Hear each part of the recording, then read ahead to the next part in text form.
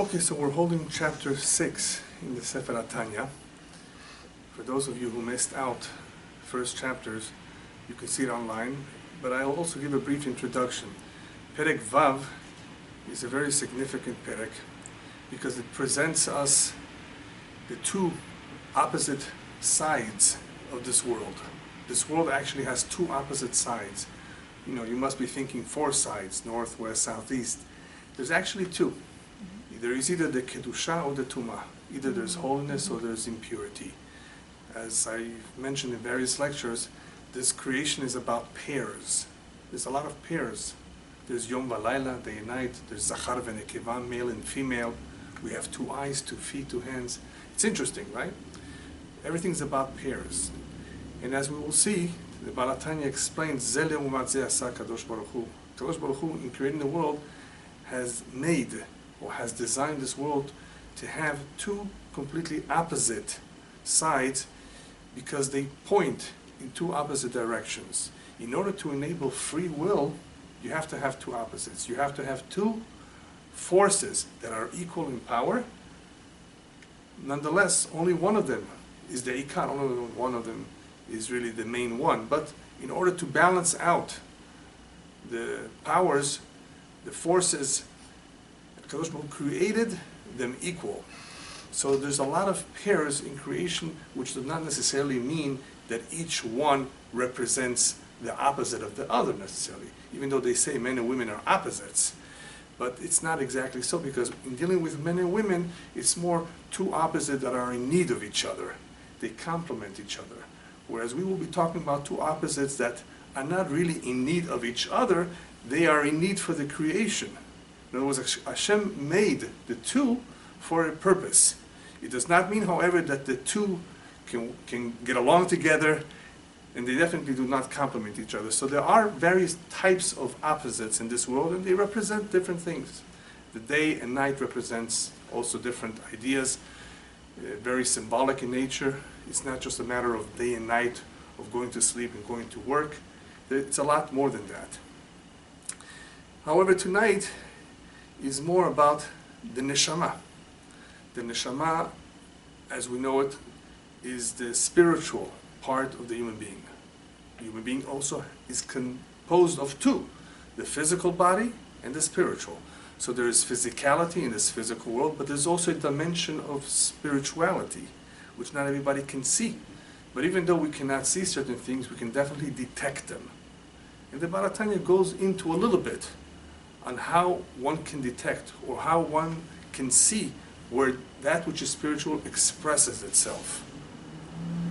This is, after all, a world where Hashem is concealed. And if we say Hashem is concealed, we also mean that that which is holy and comes from Him is somewhat concealed. And part of the job of the Jew, part of his mission, is to reveal it and to live by it. However, this is not so simple. As I've explained in other lectures, especially in the lecture, if you recall, the anatomy of the human spirit, how the human being is continuously challenged. He's being forced. He's being pulled like a magnet in the various directions of this physical world. Directions, I mean, there's a lot of things that tempt him, that pull him and want his attention. So the human being can easily lose focus of what he needs to do here, what he is here for, why did Hashem create him, where is Hashem? Right? He can easily lose focus. There are many things to distract him. So what this chapter does, as well as the whole book, Baal Tanya, is to help us gain back our focus, to put on the glasses and realize, oh, we did not have 20/20 vision after all. Things are so blurry. And without learning the Tanya, without learning Bichlal, Torah, it is very difficult for one to focus. It doesn't mean it's impossible for one to realize some of these things. The human being is endowed with a soul. The soul is part of God. It's divine. It has the ability to reveal some of its strength in the human being. We do have a conscience, and that conscience sometimes tells us right from wrong, but we're biased. And we don't like to pay attention to the conscience. So it is possible, but the Baal Tanya and the Kabbalah in general do enlighten us in an area that very few people are familiar with, and that is the area of spirituality. So just to recap a little bit of what he said in the past few chapters, the Nefesh Eloki, this divine soul, is encompassed or consists of the 10 Sefirot, the 10 emanations of God.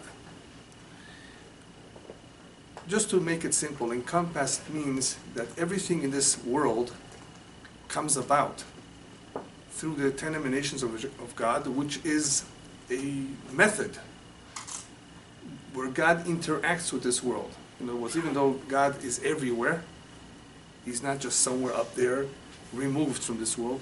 He actually interacts with this world. Judaism very much believes in Hashgahat Hashem, the immanence of God in this world, His connection to this world. He supervises, He's involved, He cares about what's going on. He didn't just create the world. So when speaking about the Sefirot, even though we don't fully understand what they're all about, we call them His Midot. His Midot means His character. Hashem is not physical, He doesn't have character like we do, but He interacts with this world in various ways, various methods. So I call it Hashem's interaction in the way He expresses Himself in this world. So this nefesh, this neshama, consists of all those midot. The way it connects to Hashem is also in a very, very powerful way, as we will see. I will repeat it again.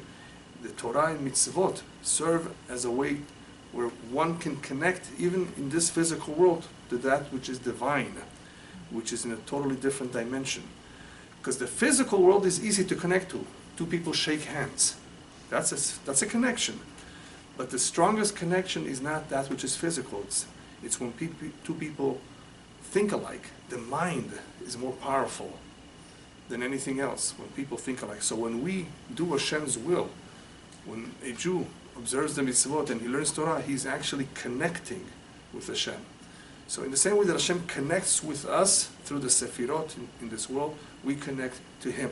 So this nefesh, even though there's neshama and there's ruach and there's nefesh, let's just focus on the word nefesh, this spirit. But let's call it right now the divine spirit, because we will differentiate between that and the animal spirit. So this divine spirit, kalul, is composed of the Eser Sefirot, which is all part of Hashem's interaction in this world, of which 3 are sichlim and 7 are rikshim. 3 are more mental, intellectual, and 7 are more emotional. Remember the mental ones, chokhmah, binah, vadat? That's the intellect. Then you have the bottom 7 sefirot that are somewhat more expressive of the emotions. So this neshama can dress itself with levushim. What are the garments of the neshama? Machshava, dibur, and maaseh. Machshava is thought, speech, and deed. Modes of expression, which the Kabbalah calls levushim, their garments. Why are they garments? Because we actually dress our neshama with them. The neshama, by involving itself with certain deeds, good or bad, as we will see, dresses itself up. We came here for a purpose. We came here to perform something. And through the performance of good deeds, we acquire spiritual garments, which is a tremendous light that shows itself much more in the afterlife. But even in this life, when a Jew performs certain deeds, if those people who would be able to see this light, I mean, it would be noticeable. Not everyone is capable of seeing this light, but there's definitely a light that radiates from that which is holy. And there's something that is detectable as well if somebody commits a sin, something that belongs to the impure camp. But anyway, the machshava, dibur, and maaseh act as garments with which the neshama dresses itself up, and that is how it gains the reward to the world to come, through these levushim, through these garments. We call these garments because the neshama definitely looks better, is loftier, is elevated through these garments. Just like a garment makes you look good, a nice suit, tuxedo, right? Mm-hmm. And for the women, I'm sure you always look out for yourself, what you wear. Same thing. A man is identified through his levushim, not physical levushim, because if you look at somebody's suit, he may be rotten inside, and the garment is deceiving, because those garments conceal the inside, not these garments. These garments actually make you who you are. As we explained last week, when it comes to Torah, it becomes part of you. It's not only a garment that envelops you and you envelop it through your mind when you understand something, it actually penetrates you and transforms you and elevates you. So this is the way a Jew can grow spiritually. Physically, approximately at the age of 18, 19, 20, we stop growing. Whether it's 5'9", 5'10", 6'6", right? You stop. You don't grow forever. But spiritually, you can continue to grow. How? Through the levushim. So those garments enable one to elevate himself. I'm talking about right now the positive garments. But, as we began to say, there's an other side. And the other side is represented by the nefesh habehemi.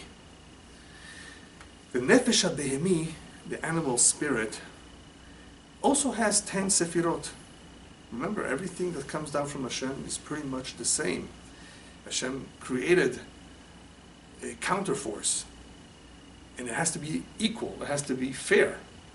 It also has 10 sefirot, 3 of which are sichlim, intellectual, and 7 which are midot. In other words, it has the same kind of a division. However, the essence of this animal spirit is klipa. Klipa means a shell. A shell covers, like the shell of a fruit, of a nut. It covers, it conceals. And because it conceals, you don't get to really see the inside, what it's all about.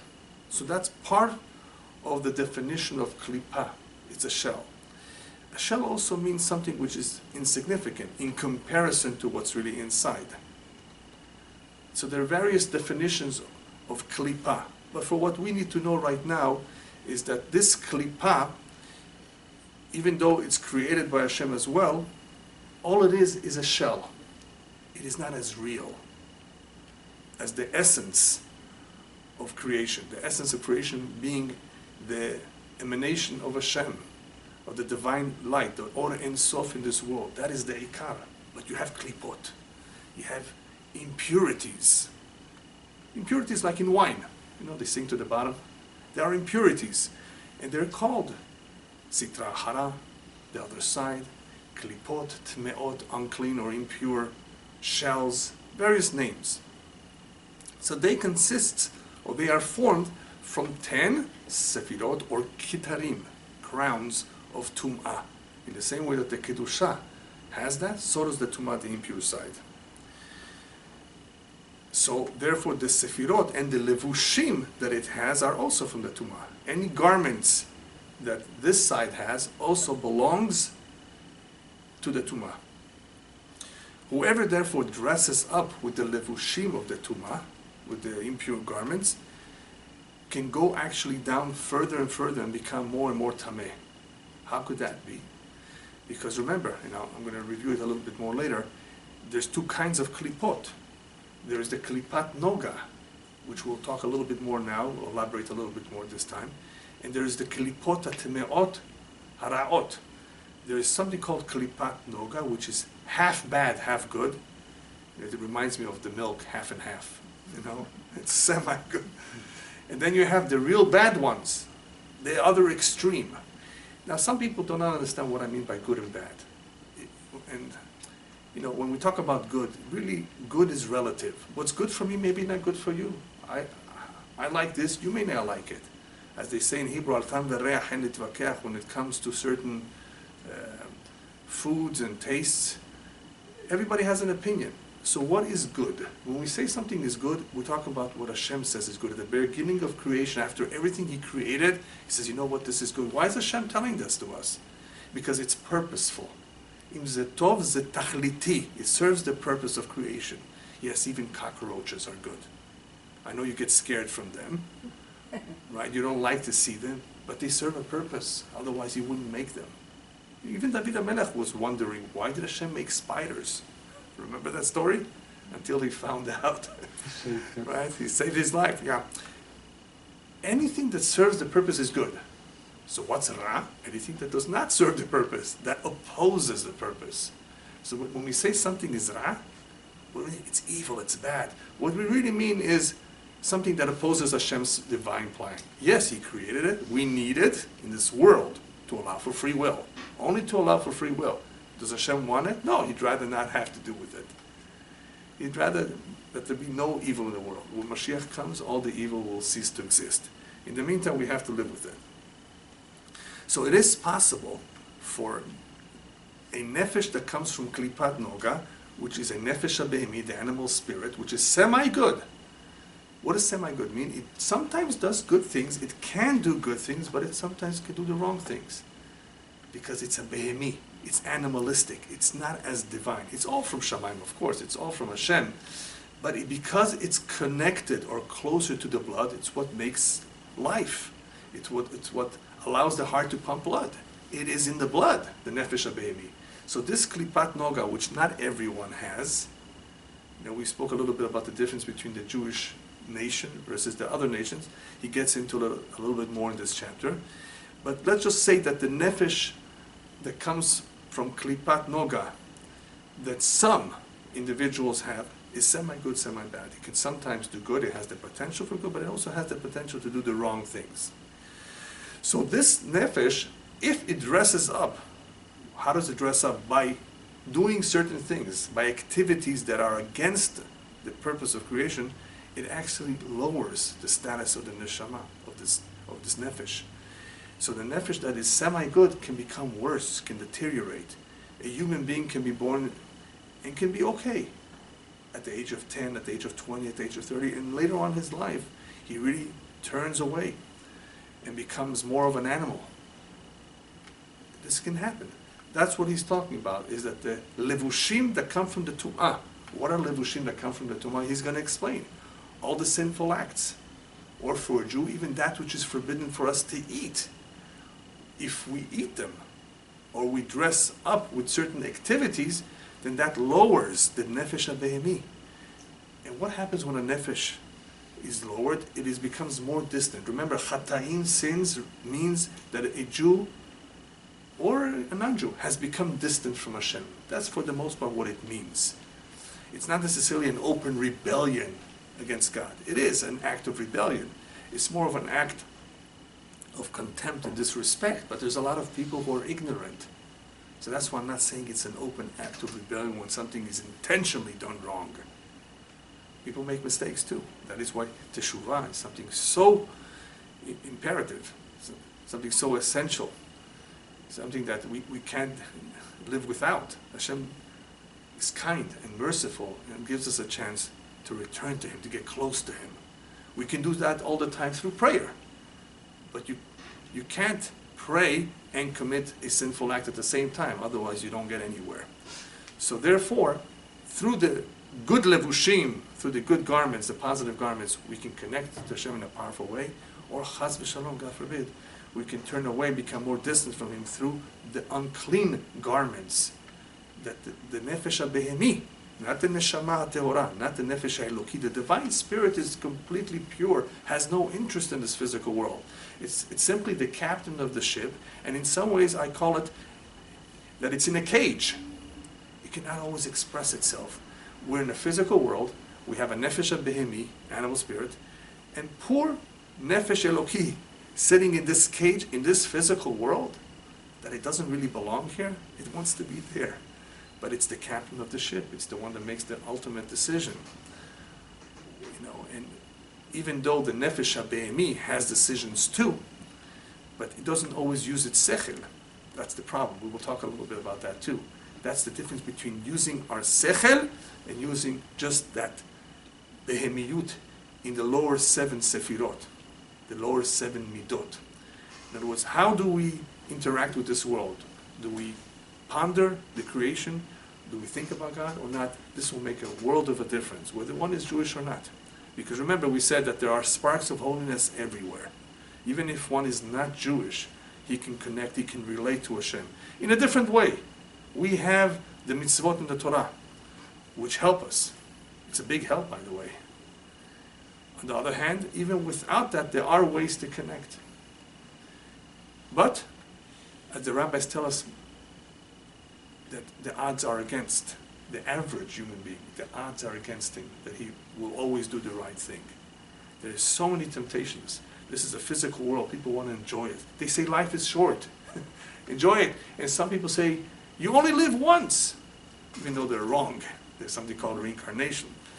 But still, there's so many things that go on in life that people simply are distracted. They forget about what they're here. They don't even think about the question, why was I created? Why was I born? Because my parents brought me into this world. They don't think about it. But this is what happens. These are the consequences. For every action, there are consequences, either positive or negative. And that is why the levushim are so important, because the levushim, the garments that we put on, the deeds that we perform, good or bad, will determine if we are elevated or chas v'shalom, we go lower and lower. And the lower a person goes, obviously, it will be more difficult for him to get out of where he is, but it's not impossible. It's just a consequence of one's actions. Just like people drift apart if they are upset at each other, betrayed each other, they drift. They don't want to be friends anymore. Is it possible that they will ever be friends? Yes, but it's very difficult. People drift apart. Men and women, husband and wife can sometimes drift apart. And that's what happens to the Jew. When he commits a sin, a wrong, he drifts apart. A non-Jew, however, because his purpose here is different than the Jew, he is more limited to what he can do. He can also drift apart, he can also do the wrong things or the right things, but in a more limited way. A Jew, because of the various obligations he has, the many duties and responsibilities he has, he can sometimes do certain things right and certain things wrong. One way to understand that is through electricity. You know, you sometimes have a short, ketzer, but it doesn't mean the whole house is without light. It just means one area of the home is out, is extinguished. That's how it is with the Jews. Sometimes the whole house is lit. Part of the house is not lit. Part of him is not doing the right thing. So it's a little bit different than when you're dealing with the non-Jewish world. It's either yes or no. It's either everything is on or everything is off. Even though it's possible, even in the non-Jewish world, that a person will have a mixture of good and bad too, only because of what are we saying right now, that klipat noga, which exists to a certain extent, even in the non-Jewish nefesh, can sometimes be partially good and partially bad. It's just the mechanism of what one does or does not do is different for a Jew and non-Jew. A Jew has mitzvot that if he does not do, positive ones, he's lacking. Something is missing. The light is not shiny. Maybe the bulb is out. Maybe it's weak. The battery is no good. Whereas in the non-Jewish world, either it's on or it's off. He does not have all the mitzvot. It doesn't mean that he's missing something in the same way that a Jew is missing something. Either he chooses to surrender, as we will see, that's one of the key concepts in this chapter is surrendering, hitbatlut to Hashem. Either he chooses to surrender to Hashem or not. To be independent and to not be connected to Hashem. That's pretty much the choice. Whereas with the Jew, you see how it's different? There is a certain possibility of him surrendering to an extent, even though it's not 100% pure and strong the way it should be. We have 613 mitzvot. Not everybody's strong in every area. In the end, however, Jew or non-Jew, what will determine whether they succeeded or not is the levushim. Did they put on garments of purity or did they put on garments of tum'ah, of impurity? When a baby is born, you don't know. He may be cute, cutie pie, but this cutie pie may become a monster one of these days. Yeah, a lot of reshaim, evil people, when they were babies, they were cute. What will determine what he will make of himself? His ma'asim, his deeds. Jew or non-Jew, deeds. The deeds are the levushim. And those levushim come about through machshava, dibur, and maaseh. Through our thoughts, through our speech, and through deeds. These are the three manifestations or three modes of expression that a human being has. He's endowed with these abilities. Animals don't have that. They have a different purpose. So when one dresses himself up with Torah and mitzvot, he's putting on those garments in his thoughts, in his speech, and his masim, depending on what mitzvah we're talking about. Klipat noga is therefore an animal spirit that contains some good and some bad. Why is it called noga? So I didn't really explain when we first started to talk about Klipat Noga, I didn't really explain what Noga is because we don't really know what it represents, why the word Noga was chosen. We know Noga has to do with light. It has to do with something shining. It is a Hebrew word. It is a word that exists in Lashon HaKodesh. But why call it Noga? In the past I've given a lecture about linguistics and how in Lashon HaKodesh, in the Hebrew language, you can see from a word its meaning even without ever learning what the word means, without ever translating, but looking at the letters, what the word is composed of. Usually a root of a word contains 3 letters. So if you know what every letter represents, the koach, the power that it has, you can figure out what this word is, what it is doing. Why is an elephant called a pil in Hebrew? Why is mayim, water, called mayim? So if you look at the letters, you can figure this out. And there's a whole lecture about it. It's online too if you want to see it. 3 lectures about the Hebrew language, the holy language. So Noga, I decided this time to take a look at the word Noga. I never did it before. So let me figure out why Noga. Nun, especially in the first position, it's the first letter of the word, so it's very important because it tells us a little bit about the identity of what's going on. The second letter is also the peilut, what is happening to that identity. And the last letter also part of its essence. In other words, what, where, and how, approximately. Nun represents a falling, like nofel. When you see the letter Nun, especially in first position, it's that something is being diminished, something is being lessened, something is falling. It's all the same idea, right? To fall, to lessen, to diminish. Nofel, that's what the word nofel means. That's why nofel is with a Nun. Okay? Any word that you see the Nun, especially in the first position, you will see something in common, something about it that is falling, detached, less. Okay? Gimel. Gimel represents gadol. Gag. Gag is a roof. Gadol is big, right? Gal, a wave. Whenever you see the Gimel, especially as the first letter, it tells us something about big or growth or elevating. Something associated with that which is grand, which is big. Okay. And then we have Hey. What's Hey? There are not too many words that begin with a Hey. Hashem. No, Hashem doesn't begin with a Hey. Hashem begins with a Yud, depending which name it is. Can you think of a word with Hey that begins with Hey? Habet. Habet. Habata. Head. Echo. Or Habet. What is that? Chazak is Het. Yeah. So Hey represents Haba'ah. Haba'ah means external. It means to expose, to reveal. Haba'ah. Haba'ah, or Head, that which is exposed or revealed, or Habet, that which is seen. The Hey is something that is expressed externally and revealed. Let's just say that.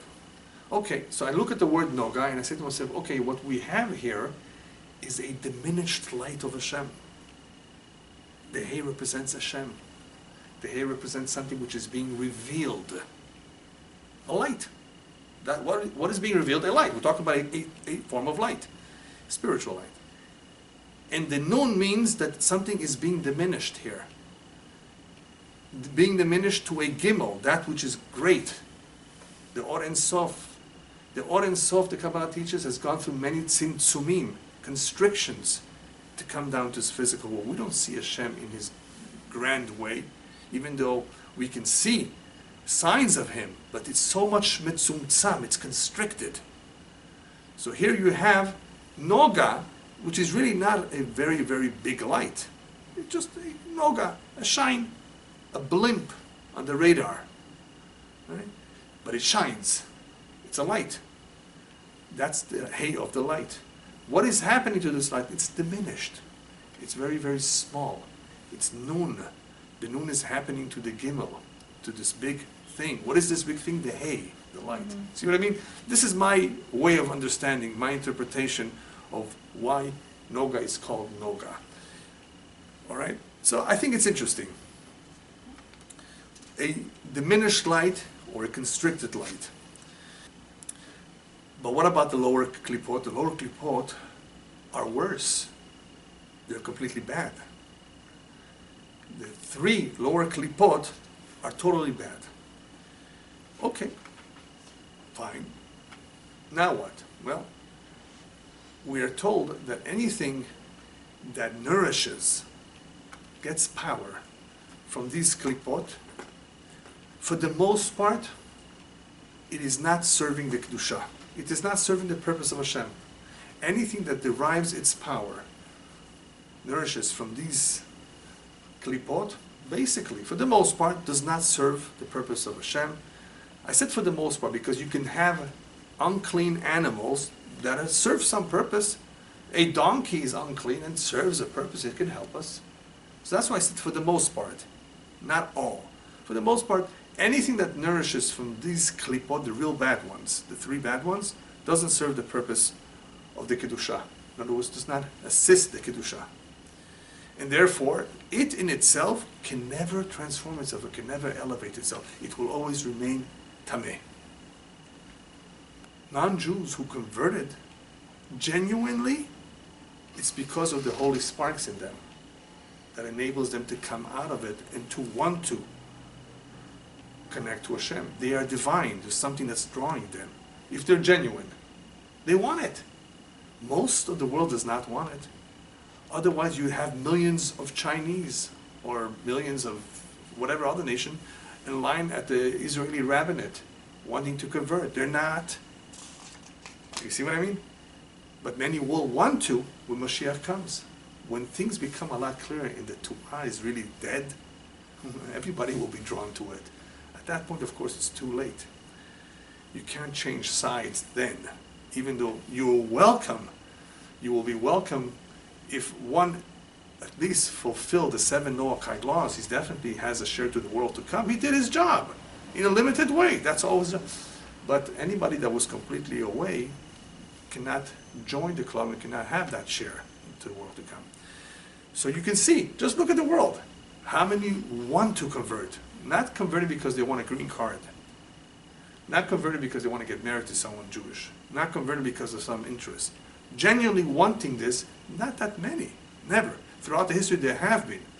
These are divine sparks. Let's just call it that way. So included in this side that we're calling tameh, impure, the 3 bad klipot, is everything that is forbidden for the Jew, whether it's averot, negative commandments, or that which is forbidden for us to eat. And when we say that which is forbidden to us to eat, we're including that which is tzomeach, that which is part of the vegetable world, like orla, the fruit of the tree during the first 3 years. It's forbidden. Okay, you understand what I mean? Therefore, anything that is forbidden for the Jew, anything which is forbidden for us to eat, belongs to that side. So if you ever wonder, why can't I eat zebra? Such a cute animal, stripes, maybe it would be even tasty. It's not because it's unhealthy. It has nothing to do with that. The Torah did not say don't eat these foods because they're unhealthy for you. The Torah says because they are tameh. And the Zohar further elaborates that they belong to that side. Without getting into it, what does it mean belong? Why does the zebra belong there? Why can't the zebra belong with the goats and sheep? We don't have time to get into that right now. Okay? Another time perhaps we'll talk about that. It's an interesting topic, by the way. Yeah. Right? But just remember one thing, if you're really curious about it, is that which is clean is usually not a carnivore. Okay? Its whole habit, its whole existence is much purer. Certain fish, the ones with scales and fins, just think about that. There's a lot more purity to those animals that are clean than the ones that are not clean. That's all. So anything that's forbidden for the Jew, therefore belongs to that side. However, Hashem did say, Zeh le'umat zeh, I did create the two sides, and therefore, I want them. I want to have both sides. In other words, those animals that are unclean and are not therefore useful to us, we're not allowed to consume them, are still necessary. In other words, don't get me wrong. Everything that Hashem made, Zeh le'umat zeh, means that He wants to have the two sides. The two sides are necessary here. Even though this is tum'ah, even though this is not good for us, they can still be around for some other reason. Okay? So, a Jew who nonetheless dresses himself up with garments or deeds or eats those things that are prohibited to him will lower his level of Kedusha that he intrinsically has. And if he chooses to put on the garments of Torah mitzvot, he will elevate himself. So here what happens is something very interesting. He explained to us, the Baal Tanya before, that the levushim are more important than the nefesh, Eloki. How could that be? Because what are the levushim? Torah mitzvot. If that nefesh performed Torah mitzvot, it has become more elevated. Right? So therefore, the Torah mitzvot, the levushim, are in some ways higher than the actual nefesh. They elevate it. They become a part of it, and they elevate it. Whereas the klipot, the three bad klipot, not klipot noga, right? They're very bad. They're completely bad. And there, what happens is that if somebody puts on those levushim, he actually can go lower. Here, you have the opposite. You actually can go higher. And these levushim are higher. Whereas there, through the levushim, one can go lower. Lower and lower. It means a person that is on that side, by doing the wrong thing, can actually become worse and worse and worse. The best way to understand this is with what the rabbis tell us about the various gates of Tumah. You refer to the 50th gate, supposedly, that's the lowest one. That's the level, or the gate of heresy. And once you reach that level, it's very, very hard to come out. It's like quicksand, even worse than quicksand. You can't get out of it. You can't escape from it so easily. All right. Just getting back to what we were saying before, that this side of the Tumah has 10 sefirot as well. The 10 sefirot are described in the Zohar, and he brings them down in this chapter, as ketarim, as crowns of Tumah. It's a Kabbalistic concept. Why are they called crowns? Why are the sefirot called crowns? That's maybe for another time we'll discuss that. Just perhaps remember that a crown gives a certain kavod. It's also a certain levush. You put it on. Okay? So in some way, it does fit the idea that's being taught over here. What is this koach, whether it's the kedusha or the tumah, attempting to do? All right. The crowns of tumah consists of 10, right? We said 3 are intellectual and 7 are midot ra'ot, the bad midot. Just to give you 3 examples, what could be a bad midah, or the opposite of a good midah when it comes to the sefirot? So let's take chesed. Chesed means kindness. What's the opposite? What would be a bad midah? Remember, we're having 10 that correspond to the bad, 10 that are opposite of the good. Huh? Selfishness. Tava, desire. Desire is the bad midah of chesed. Gevurah, which is severity, fear of Hashem. The bad midah of gevurah is kaas, is anger. The bad midah of tiferet beauty, of splendor, is ga'ava, is arrogance. These are just examples of the various midot ra'ot, the bad midot, that stem or are expressed through these various sefirot on the other side, on the side of the tumah. He further explains that the way this works is because midot, spiritual midot, that a character is spiritual, it's not something physical, is based or formed through yesodot ra'im. The bad midot are formed from bad elements, negative elements. In other words, the same way that the physical body, that which is physical in nature, consists of elements, remember, water, earth, fire, and air. The spiritual neshama, the spiritual nefesh, also consists of yesodot, but they are spiritual. But however, don't forget that the one that actually generates the midot is the sechel. The sechel is really not so much the one that generates, but as he explains, molid tamidot. Everything comes from the sechel, from the mind. The sechel is the shoresh of the midot. Even though the midot are emotional and more connected to the body than to the sechel, but the sechel has the ability to channel them properly, to direct them. So that's why the sechel is called the mekor. The chokhmah bina vadat is the mekor, the source, the shoresh, the root of the midot. Tanya goes on to explain in Perek Vav as follows. This sechel, however, sometimes is so small, limited, like a little child. Now, where do you see the difference between a small sechel and a big sechel? The small sechel of an immature child emphasizes that which is small, little toys. And when he gets angry for what? For small things. And if he's gava, for small, silly things. Oh, I see. You see how the sechel will ultimately determine how this individual expresses himself, how he deals with the world, his ma'asim. Does he emphasize that which is small or that which is important and big? Is he mature or not? The sechel of a small, immature child cannot appreciate that which is great and important. It just doesn't have that ability. It doesn't have to be a child. There are a lot of adults who have the sechel of a child by what they emphasize, what's a priority to them, what is meaningful to them.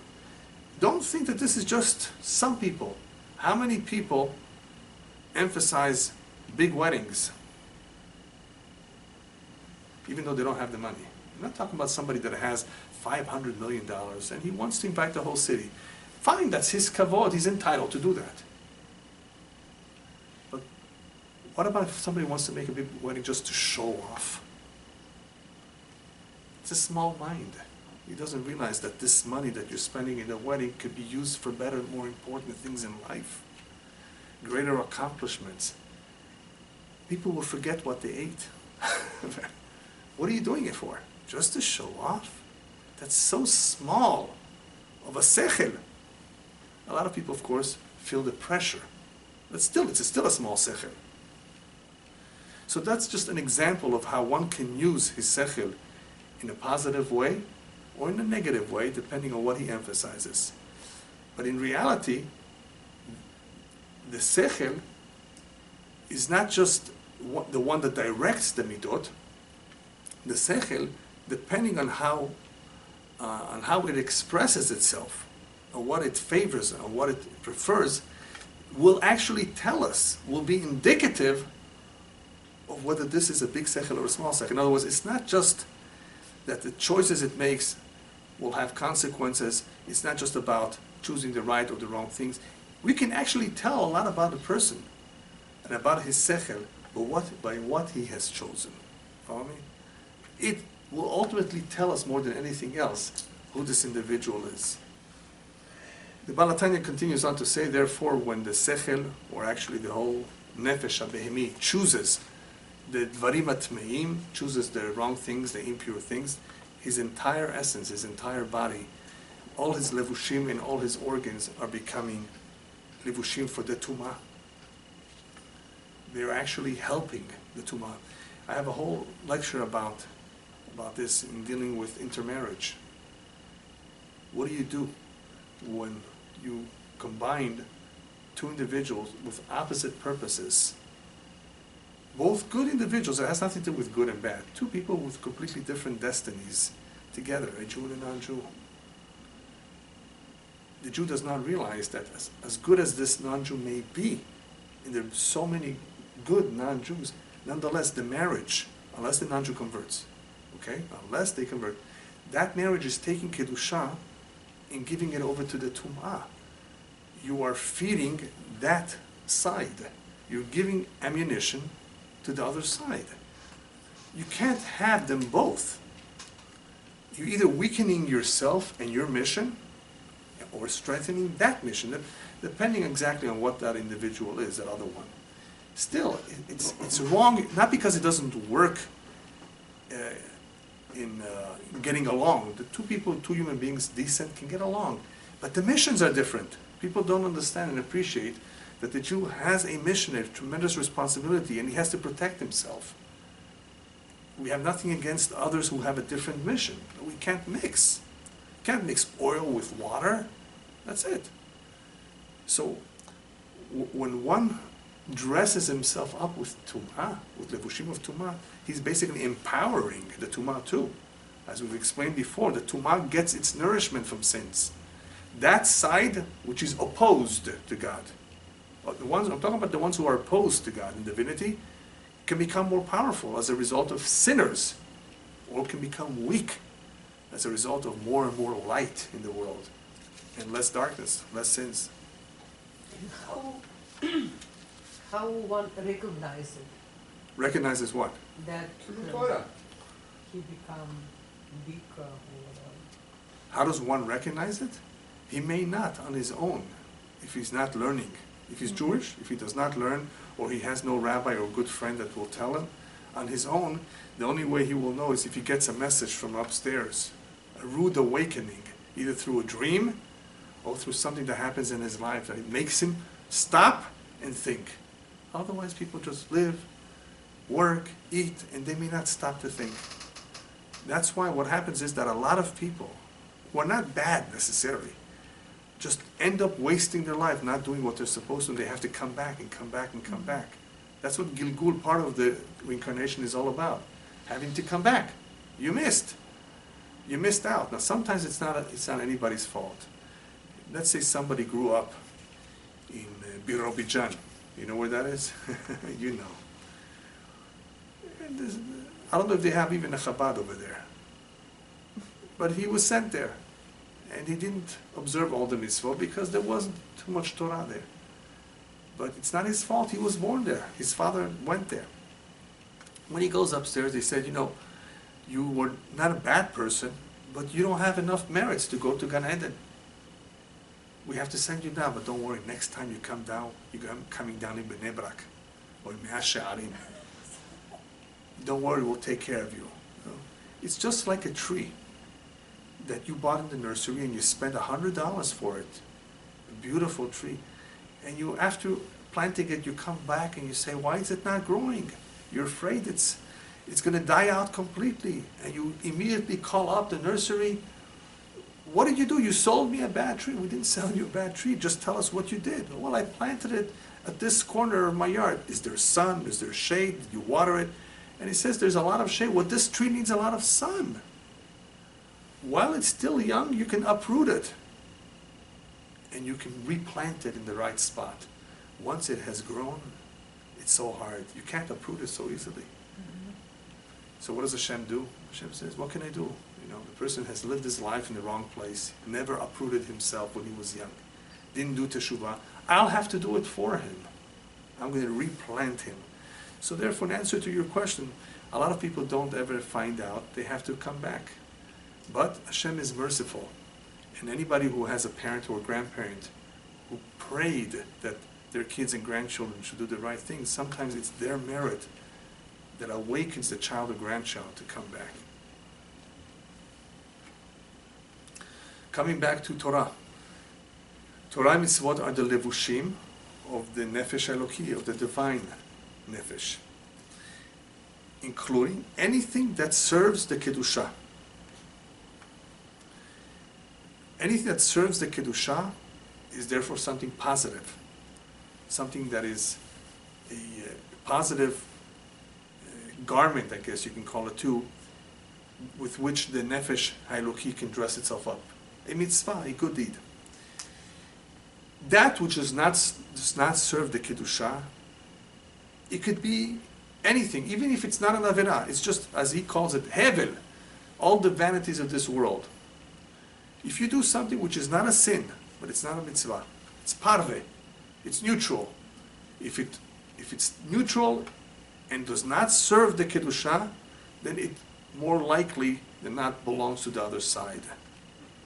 It may be a complete waste of time. A lot of people do things that are not necessarily bad, but a complete waste of time. It doesn't serve the kedusha. Then it's more likely belongs to the other side. Anything that serves the kedusha, serves the purpose of life, then belongs with the kedusha. Otherwise, it belongs to the other side. There's really nothing in between. You can't call yourself, I'm in between. You're either on this side or you're on that side.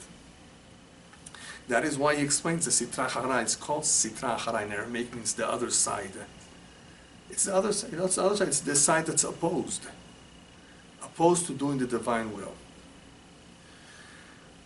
Speaking about the side of Kedusha, however, from the side of the Kedusha, anybody that is involved in doing that which serves the purpose of the divine plan draws from the Kedusha, because the Kedusha extends itself into this world.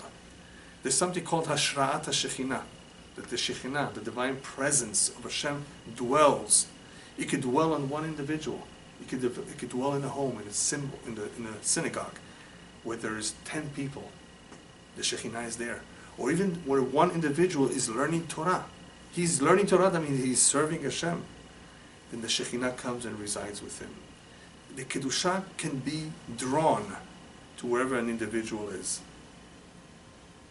Because that's the nature of the Kedusha. The Kedusha extends itself to this world. And we can draw it to where we are depending on what we do.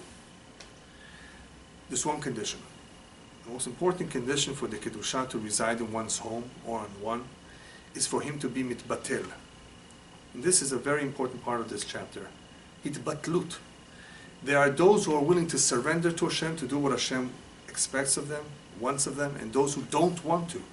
That's really what it comes down to. Either you surrender to Him, mitbatel, or not.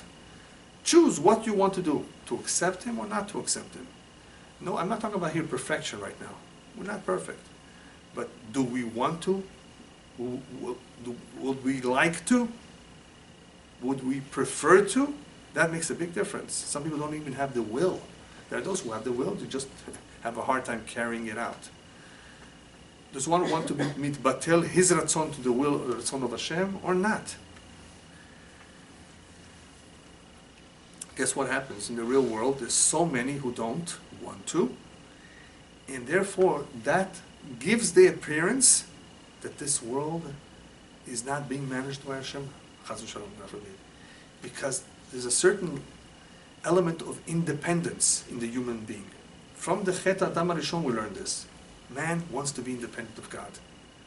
Hashem made it so, to give him that ability to want to get away. You can either become close to Him, connect to Him, or turn away. When you turn away, why are you turning away? Because you want to be independent. So being independent, not being limited by laws, by morality, is what's pushing the nefesh, habehemi, to go to that side. I want to be in that camp. I don't have to live by certain rules of God. It could be subconscious. Not everybody will admit to this.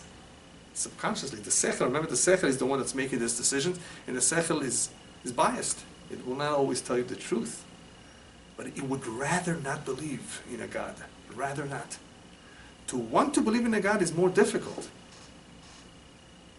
And therefore the one who's already close to Him because of his nefesh Eloki obviously still has the challenge, but more likely than not will be drawn to it at times. At times will be drawn to it. So it ultimately depends on whether one is mitbatel or not. Does he surrender to Hashem or not? Whether Hashem will reside with him, be with him. Who surrenders to Hashem? So the Baal Tanya explains there's two types of entities. One is a malach. He says bepo'al. In other words, naturally, a malach has no free will, naturally surrenders to Hashem. And then there's one that bekoach, with his own free will, makes a decision. And when do you see it? When a Jew gives his life al Kiddush Hashem, to rather be killed than to go against his will. That's when you really see the best example of complete surrender, bekoach, not before, because he's not a malach. He doesn't do it automatically. It's bekoach, he has to push himself. That is possible, and especially is seen through the mitzvot of Kiddush Hashem. One who does not surrender himself, however, nifrad mimeno, then he becomes separated from him. What happens when one is separated from Hashem? That which is separated from Hashem, he goes on to explain, does not receive his nourishment, his chayut, his vitality directly from Hashem.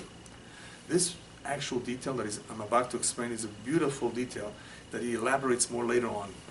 Very interesting idea. How does the world of Tumah receive its nourishment, and how does the world of Kedusha receive its nourishment? In a very, very different way. I'll explain that briefly now.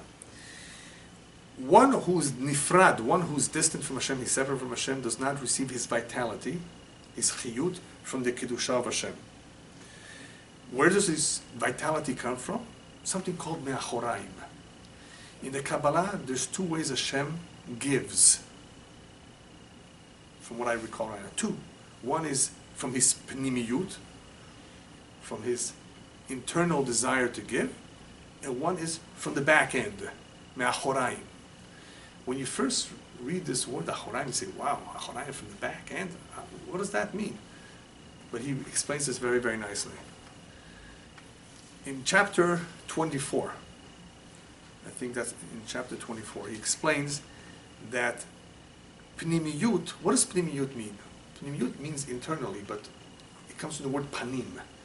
There are times when Hashem gives us with his face. What does that mean? He wants to give it to us. He's glad to give it to us. He does it facing us.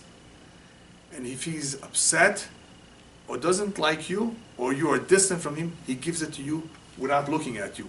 Me'achoraim, therefore, from the back ends means without looking at you. In other words, there's no will. And there's no desire. He's not happy to give it to you. It makes a big difference how we get the chiyut, the vitality from Hashem. That which belongs to the Kedusha, HaKadosh Baruch Hu wants for it to have its vitality. Hashem wants it to survive. And therefore he gives him the vitality from his desire, from his ratzon, from his pnimiyut. The klipot, Hashem would rather not have. He wants them just to enable free will. He created them for that purpose. So they will receive the nourishment from the achoraim. So the klipot receive vitality from the back end, not direct. And there's a big difference between the two of them. We don't have the time. Individual feels it himself? No. That he doesn't always feel. Not really. You see, sometimes you can tell. If you're really very perceptive and you analyze a person's wealth, look at wealth as an example. You will be able to figure out maybe that this individual received wealth or whatever, lottery, fortune, whatever, inheritance, either because of his mazal, or because of a beracha, or because of a certain deed. If you analyze his life, you may be able to detect where does this come from. Is this a beracha? Maybe it's a punishment. As Shlomo Melech says, sometimes wealth, shamul leba'alav lera'ato. This will be his fall. This money could be a kelalai, a curse. How could you tell? If you look, sometimes you can look at the individual, his life, and see whether what he has is a beracha or not. Maybe it's just a test. Maybe it's part of his mazal. But we don't always know. All we know is that the Kedusha is closer to Hashem, therefore, Hashem gives the chayut, the vitality to it directly. That which is from the kelipot does not receive its vitality directly. This vitality, however, he explains, goes down to the kelipot through various yeridot, various ishtalshelut, level after level, constriction after constriction. In other words, it's a very, very minute amount of light. It's a different kind of vitality. And after it comes down, when it does reach its destination, it comes about through galut. Also a very interesting term that he uses. Galut. Galut means exile. Yes, because that light is grabbed by the impurity as though it is misha'abedoto, as though it is enslaving it. It is not there in a way where it is accepted, subservient to it. I want you. See what I mean? So it's called nimtza begalut. Anything that's in exile has a master. You have a slave, a servant, and a master. You're in exile. So that light in some way is taken over. It is not a light where the individual appreciates it, is thankful to it, recognizes it. So it is called a light in galut. So all that chayut, all that vitality comes down there. It is not seen. First of all, it is concealed, the light of Hashem, but it still needs to be there, because without that vitality, whatever it is would cease to exist. Nothing in this world can exist without the vitality of Hashem.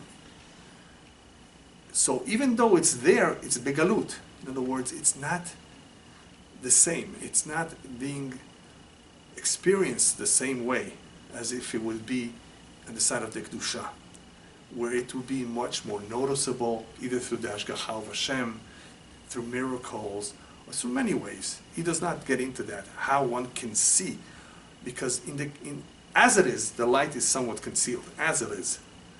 But in the Tumah, it is even more concealed. You know why? Because it's a Ra. You see, why is this person so evil, sinful, and so prosperous? That prosperity is vitality. Right? We don't know. We don't know Hashem's reasoning. All we know is that it's there. It's somewhat concealed. It could be me'achoraim. It's coming from the back end. It's not coming direct. But nonetheless, it's there. It has to be there for whatever reason. Just to finish up, he says, now you understand why this world is called Olam HaKlipot, Olam HaSitra Achara. This physical world, Olam HaAsiyah, is called the world of Klipot, because that's all we see. We see a lot of the impurities. We see a lot of Ra. We see that the Reshaim apparently are so successful in committing all these atrocities and all these wars. What's going on? Look at how much war, how much murder, how much sin throughout history, all the civilizations. Olam HaKlipot, a world of Klipot, a world that gives the appearance as though they're independent of God. People have asked the question, where was God in the Holocaust? Because that's the appearance that they get. Where is God? Obviously, the fact that some survived, you can see that God was there. You can also see the fact that Hashem allowed this to happen, that obviously for some reason He let them loose. There's a lot of ways where you can see, but the appearance is as though people are independent. They're doing what they want, even though they're really not. And the reason why it doesn't appear that God is involved is because so many people are not surrendering. A lot of people are not surrendering to the will of Hashem. So you think that this is the world of Klipot, but it's really not. But that's the way it's called because of the appearance. He finishes up the Perek as follows, with the following note. Even though the Or Ein Sof, the light of the Ein Sof, permeates this world, the physical world, Olam Asiyah, with all the Sefirot of the various other worlds, Abiyah, right? We have Atzilut, we have Briah, we have Yetzirah, we have Asiyah. The Or Ein Sof, which is all the way on top, comes down through all these worlds and permeates this world. So even though it has arrived and it's here and it interacts with this world, despite that, this is still a world where so much is opposed to that. So much does not want him. Chas v'shalom, he's not welcome in many, many quarters. The last klipot, however, the lower klipot, the 3 klipot, he reminds us are mentioned, beremes in Yecheskel. For those of you who want to look it up, in the first chapter of Yecheskel, when he describes the divine chariot, he says that he saw a ruach se'ara anan gadol ve'esh mitlakachat. He saw a storm, a big cloud, and a fire, burning fire. These 3 are the names used to describe those 3 klipot tmeot legamre, the ones that are completely unclean. And from these 3 klipot is where the nefashot of the non-Jewish world and those animals that are forbidden for us to eat stem from. There was different kinds of neshamot, different kinds of nefashot. There are some that come from an area that's more divine, and some that are from the other side. So all those things that are forbidden for us to eat, including the nefashot of the non-Jewish world, belongs or comes from that side. So even though a nefesh is a spiritual entity, remember from what we said in the beginning, there are 2 sides. The 2 sides Hashem wanted to exist. The 2 sides serve a purpose. Okay, we're not talking about good and bad right now. We're talking about something that Hashem wants. They're just different. They come from different sides. And those negative commandments, the 365 negative commandments, also belongs to that side, which means that any deed that is performed, any wrong deed, is receiving its nourishment, its push, its vitality from that side. Something that is good and beautiful and holy is drawing its vitality from the tzaddik dusha, from the holy side. Just to finish, just want to point out that look how powerful the sechel is.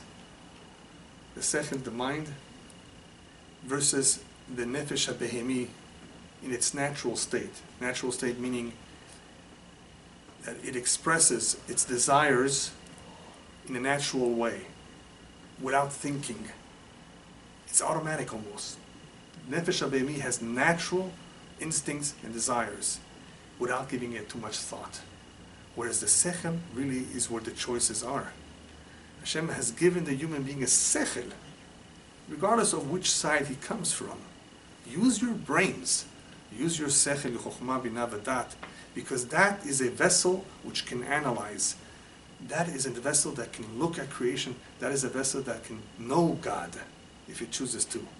And that vessel, the sechel, is the one that can direct the midot, can direct one's character and nature to become a refined person or not.